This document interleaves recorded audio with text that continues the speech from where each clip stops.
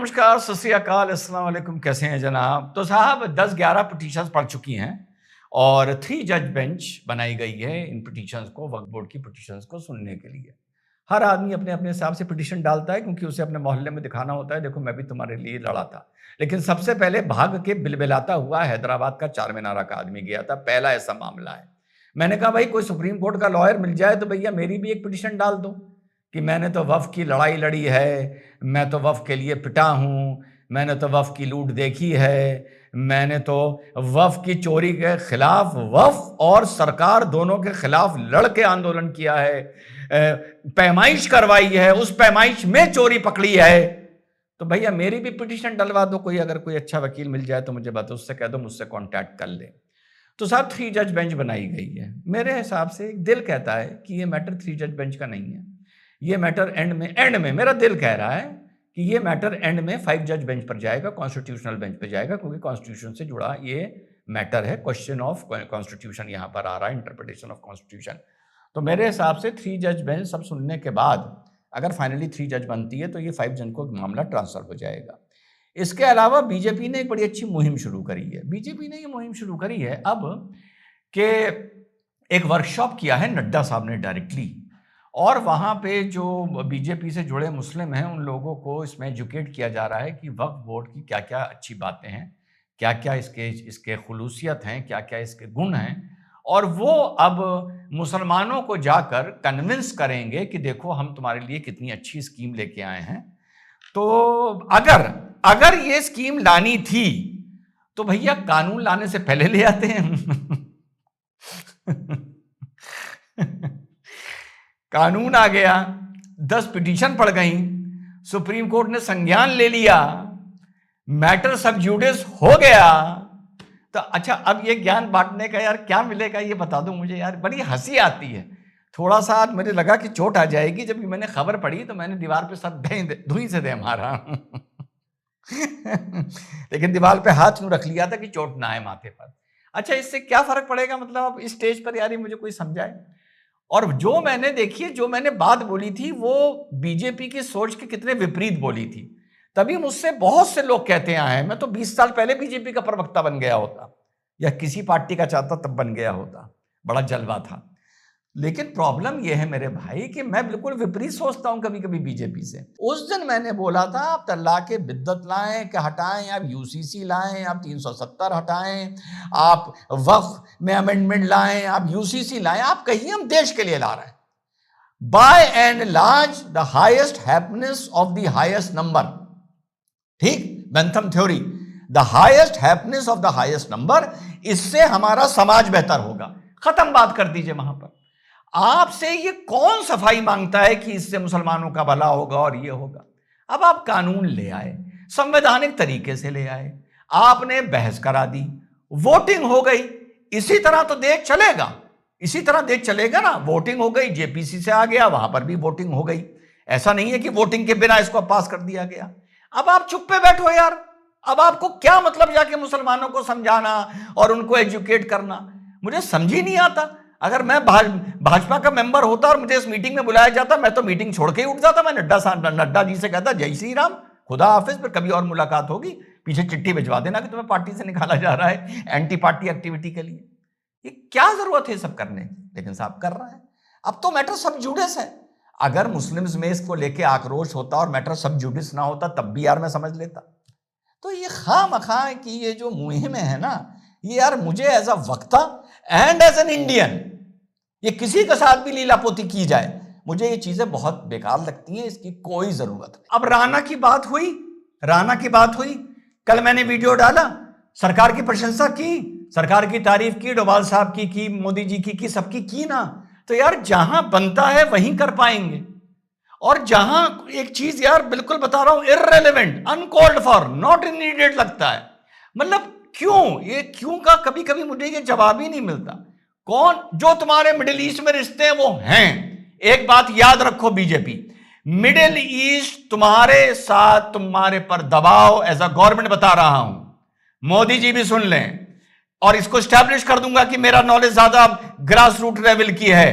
ठीक, वैसे बजरंगगढ़ी पर अब ग्रास भी लग रही है और बढ़िया ग्रास लग रही है। ठीक, तो आप एक बात समझ लीजिए मोदी जी, जितने भी मिडिल ईस्ट के देश हैं, जब आप डायरेक्टली इस्लाम पर अटैक करेंगे, इस्लाम पर करेंगे, कुरान पर करेंगे, नबी पर करेंगे, तो वहां से आपको रिएक्शन देखने को मिलेगा। जरा सा भी वो बाल बराबर भी बर्दाश्त नहीं करेंगे। बाल बराबर से याद आया, नुपुर नहीं किया था ना बर्दाश्त, रिएक्शन दिया था। समझिए, मिडिल ईस्ट की साइकी बता रहा हूं आपको, भारत को लेकर सिखा रहा हूं, ठीक। लेकिन आप कोई भी शरीयत के नाम पर कुरीति भारत में अगर चल रही होगी और उस पर आप प्रहार करेंगे, तो मिडिल ईस्ट आपसे मतलब ही नहीं रखेगा, यानी बुरा मानेगा ही नहीं। वो फिर प्रायोरिटी आपके और उस देश के संबंधों को देगा, अपने नफे नुकसान को देगा, आपकी फॉरेन डिप्लोमेसी को देगा, तेल को देगा, इसको देगा, बिजनेस को देगा, इन सबको देगा। अगर आप मुसलमानों के शरीयत की कुरीतियों पर प्रहार करेंगे तो मिडिल ईस्ट भूल जाइए, मिडिल ईस्ट इंटरफेयर ही नहीं करेगा। कहां करेगा यह भी बता दिया, दुनिया देख चुकी है। तो इन दोनों बातों को अलग अलग समझना आप। एक तो मोदी जी शुरू कर दीजिए, इस्लाम का प्रहार, कुरान पे प्रहार, नबी पे प्रहार बिल्कुल अलग चीज है। करता यह है मुसलमान, जब उसको कुरीति के खिलाफ जब आप प्रहार करें और उसको उसकी लॉजिक का जवाब नहीं पता होता, तो वो कोशिश करता है कि इस्लाम, नबी, कुरान को इसमें जोड़ के मैं अपनी ढाल बना लूं। वो अपना बनने दीजिए, जैसे मैं नहीं बनने देता। बकते रहें साले, गाली देते रहें, उनका तो काम ही गाली देना और गाली खाना है। तो आप किसको फिर सफाई दे रहे हैं? इस देश का मुसलमान सुनने को तैयार नहीं है, 10-10 पिटीशन पड़ गई हैं, ठीक। और अब इस ज्ञान देने का महत्व भी नहीं है। अगर ज्ञान देना होता तो लौलाने से पहले देते, लो ये भी बता दिया। और एक और ज्ञान दे दूं, अगर ज्ञान ही बांट रहे हैं, मैं तो कहता हूं ज्ञान बांटने की जरूरत नहीं है, मैंने बड़ा अच्छा एग्जांपल दे दिया आपको। आप कोई भी चीज लेके आए, उसको आपको समाज के पॉइंट ऑफ व्यू से देश को समझाइए। किसी पर्टिकुलर रिलीजन या उसके लिए आप जो SC/ST एक्ट लाए, और हां ये भी देखिए उसका दुरुपयोग ना हो, जैसे डॉरी का हुआ और एक लेवल पर आके SC/ST का भी हुआ। अब आप SC/ST एक्ट लेके आए, ठीक, आप रिजर्वेशन लेके आए, कुल मिला के मैच्योर आर्गुमेंट ये होगा कि ये समाज की बेहतरी के लिए लेके आए। या आप ये कहते हैं SC/ST कानून हम दलितों की बेहतरी के लिए लेके आए, ये नहीं कहा जाता। कहा जाता है हम जस्टिस के लिए लेके आए, हम समाज के लिए लेके आए। ये भाषा आप मुसलमानों के साथ क्यों नहीं बोलते? ज्ञान देने क्यों चले जाते हैं उनको? यार, तल्लाक के बिद्दत खत्म होगा तो मुसलमान लड़कियों, अरे मुसलमान लड़की का फायदा तल्लाक के बिद्दत खत्म होने के बाद नजर आ रहा है मुसलमान औरत को। नजर आने के बावजूद भी वो आपका शुक्रिया कर रही है? नहीं कर रही है ना। मस्त रहिए आप, मस्त रहिए।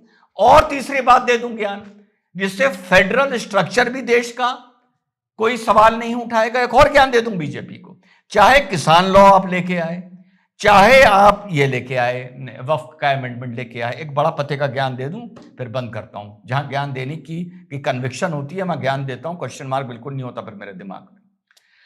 अगर आपको कोई इस तरह से एक्ट लाना है, फॉर एग्जाम्पल किसान लॉ भी, आप क्यों उसको पूरे देश पे इंप्लीमेंट करते हैं?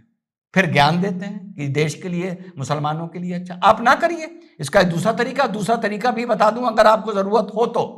आप वक्फ बोर्ड में अमेंडमेंट लाएं, जितने राज्यों में आपकी सरकार चल रही है वहां पर इनको इंप्लीमेंट कर दीजिए। जो साला नहीं कर रहा ना करे। बड़ी प्रैक्टिकल राय दे रहा हूं, जो नहीं कर रहा ना करे, आप कर दीजिए। साल भर में दिखा दीजिए कि उन राज्यों में Waqf act implement, amendment act implement करके आपने कितनों के गबन और कितनों की चोरी और कितने बड़े बड़े नेता, मुसलमान आलिमों को, नेताओं को बेनकाब किया जो संपत्ति हड़पे बैठे थे। अगर आपका मन है उन्हें बेनकाब करने का, बड़ी कड़वी बात बोल रहा हूं और बंद लिफाफे में भी बोल रहा हूं, अगर मन है कर दीजिए। खुद ही मुसलमान कन्विंस हो जाएगा कि ये हमारे लिए गलत नहीं था, ये नहीं था बात। ना हमारी मस्जिद गई, ना हमारे कोई दरगाह गई, ना हमारे दरगाह जो ओरिजिनल दरगाह हो, और ना हमारा कोई उसके बाद कोई इजारा गया, और ना हमारा कोई नुकसान हुआ। और जितनों की भी गर्दन पकड़ी गई, ये सारे इस्लाम के नाम पर, वक्फ के नाम पर लूट रहे थे। देखो वहां प्रॉपर्टी मिली है, किराया 10 लाख होना चाहिए था, किराया 50,000 रुपए दे रहे हैं और मौज कर रहे हैं, करोड़ों की प्रॉपर्टी दबा रखी है। या आप ये इंप्लीमेंट करके देख लीजिए, ये भी एक बहुत अच्छा तरीका है। यही आप किसान लॉ में भी इंप्लीमेंट कर सकते थे, कोई बात नहीं, जो मानेगा वो करेगा। 1 साल के अंदर किसानों को दिखा देते कि जहां पर इंप्लीमेंट किया था वहां के किसानों की पर कैपिटा देख लो, और जहां इंप्लीमेंट नहीं हुआ था वहां के किसानों की देख लो। ये भी एक तरीका है। जैसे किसान लॉ पूरा आपको वापस करना पड़ा, क्या जरूरत थी वापस करने की? कह देते ठीक है, जो राज नहीं मान रहा ना माने, और जो मान रहा है माने। फेडरल स्ट्रक्चर भी बचा रह जाता, कोई थोपने वाली बात भी ना होती, और आपकी नियत सामने झलक कर आ जाती। जैसे तल्लाक़ बिद्दत में आई, कितने मुसलमान तल्लाक़ बिद्दत के लिए जेल भेज दिए गए? कोई नहीं भेजे गए। पर सफाई ना दीजिए। सफाई देते ही आप एक ट्रैप में आते हैं, अपीजमेंट के आ जाते हैं, भले आपको वो लगे ना लगे। तो चाहिए तो वफ, अगर आपको सफाई देने की नौबत ही आ रही है, और अगर ऐसी नौबत आती है कि आपको लगता है कोई आगे जाके कोर्ट में पुराने रूलिंग्स के आधार पर कोई मुसीबत आ सकती है, तो आप इसको ऑप्शन कर दीजिए, ओपन कर दीजिए, और जहां इंप्लीमेंट करिए वहां मुसलमान को दिखा दीजिए, देखो तुम्हारे लिए ये 500 करोड़ की, तुम्हारे लिए ये 4000 करोड़ की प्रॉपर्टी सामने लेके लगाइए, जो वफ की कमर्शियल प्रॉपर्टी थी, और जो वफ की दीनी प्रॉपर्टी थी, जहां कोई मस्जिद चल रही थी, या जहां कोई इमामबाड़ा चल रहा था, या कोई दरगाह थी, उसको हमने छुआ नहीं, या ये करके दिखा दीजिए। ये भी बहुत अच्छा तरीका है, प्रैक्टिकल एग्जाम्पल से समझाने से कुल मिला के कुछ नहीं होगा। महा बेवकूफी की स्कीम नड्डा साहब लेके आए हैं, बिल्कुल 2 कौड़ी की। जय हिंद, वंदे मातरम, खुदा हाफिज।